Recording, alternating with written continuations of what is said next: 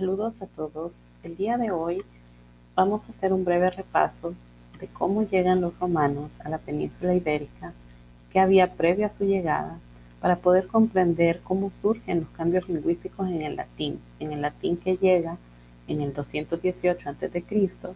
y que se va a empezar a hablar en toda la península y con ello generará la aparición de nuevas lenguas romances. Primero haremos un breve repaso de los aspectos históricos para luego adentrarnos a los aspectos lingüísticos. Primero vamos a observar el mapa y vamos a recordar que su posición geográfica y sus características geográficas hacen que la península ibérica tenga contacto con muchas regiones. En primer lugar, tiene contacto con el Mediterráneo y el estrecho de Gibraltar hace una conexión muy fácil entre África y Europa, África del Norte. Por otro lado, la península ibérica cuenta con una serie de cordilleras y montañas que van a servir para que los habitantes nativos puedan refugiarse tras las invasiones que recibieron y con ello puedan protegerse y sobrevivir a muchas de estas invasiones.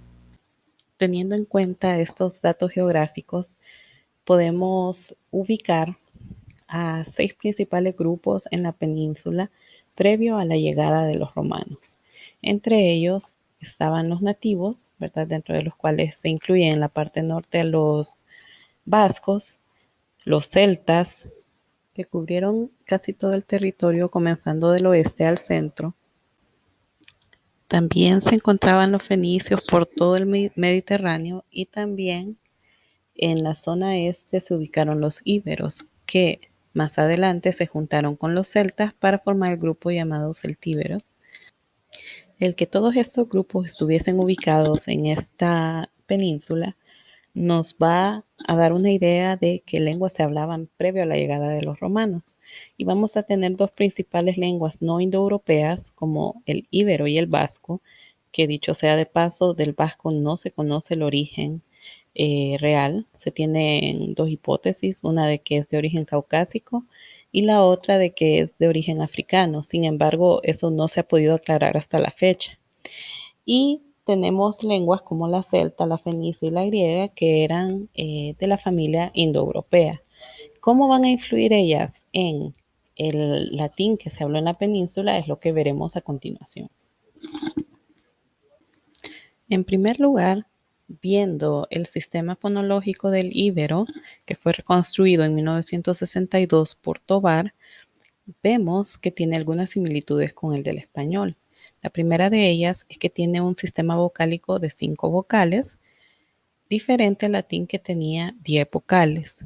Tiene consonantes como la N, S y L que aparecen en cualquier posición y otras que aparecen, digamos, de una forma más escasa o en ciertas ubicaciones. También tenía las semivocales yod y guau, que las vamos a ver en inicios del latín y que en la transformación o evolución del latín al español van a pasar por otros cambios que van a generar nuevos sonidos. Las vibrantes tienen dos vibrantes, una simple y una múltiple, característica del español que se le atribuye justamente a este sustrato no indoeuropeo, además de una serie de grupos consonánticos. Podemos observar que algunos de estos rasgos se mantuvieron en el celtibérico, como las 5 vocales y algunas consonantes, más las sonantes yod y guau. Y además de esto agregaremos que hay otros fenómenos de evolución de origen no indoeuropeo, como el paso de la F en posición inicial a una aspiración y finalmente a su pérdida, lo que provocará que gráficamente en español la H sea muda, como es el caso de fabulare, que evolucionó a hablar y finalmente hablar. La ausencia del sonido de la V en español también se da desde este sustrato prerromano, por lo que no podemos hablar de que tenemos dos sonidos, al menos no en la mayor parte de España ni en muchos lugares de Hispanoamérica, sino que ambas grafías, la B y la V, se pronuncian como una oclusiva bilabial sonora. La existencia de los 5 fenómenos de los 5 fonemas vocálicos también es una evidencia de un sustrato no indoeuropeo y la oposición de las dos vibrantes.